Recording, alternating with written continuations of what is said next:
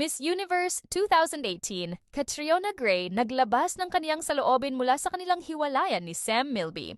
Sa kaniyang interview kay Karen Davila na mapapanood sa YouTube channel nito, ay naging bukas si Catriona sa kaniyang personal na buhay at pag-ibig, na tila isang bangungot sa kaniya ang biglaang pagbitaw ng kapamilya actor na si Sam Milby mula sa kanilang relasyon.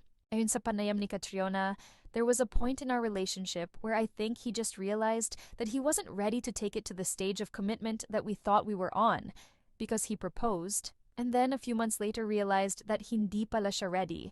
So that was really hurtful for me, and I was really blindsided at that time. I really tried to make it work, and I was willing to adjust, because when you love someone, you're willing to understand them. Pero it got to a point na, at that age and what we've been through, kung hindi ka pa rin sure, I think that's an answer already. It was one of the hardest things to do, but I realized that I needed to choose myself in that moment because I had already given so much, and trying to adjust, ako magi-give dito. It's okay. I'll be understanding. Dagdag pa nito na ilang beses na nga daw na nagbigay siya ng chance dito at ayusin ang kanilang relasyon, ngunit tila siya na nga lang daw ang lumalaban para sa kanilang pagsasama.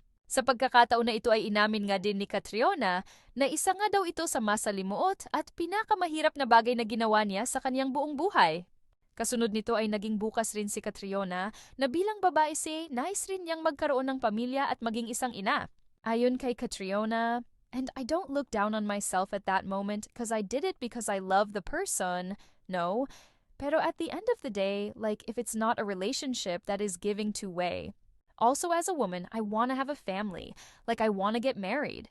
I love to be a mom one day, and so I really want a partner who values me and sees that future with me too." Samantala sa kabila nito ay pinatilihan namang manahimik ni Sam Milby mula sa kanilang hiwalayan issue mula kay Catriona at pinribado ang kaniyang buong social media accounts upang makaiwas sa pambabatikos na matatamo mula sa kanilang fans at maging sa mga mata ng mga netizens.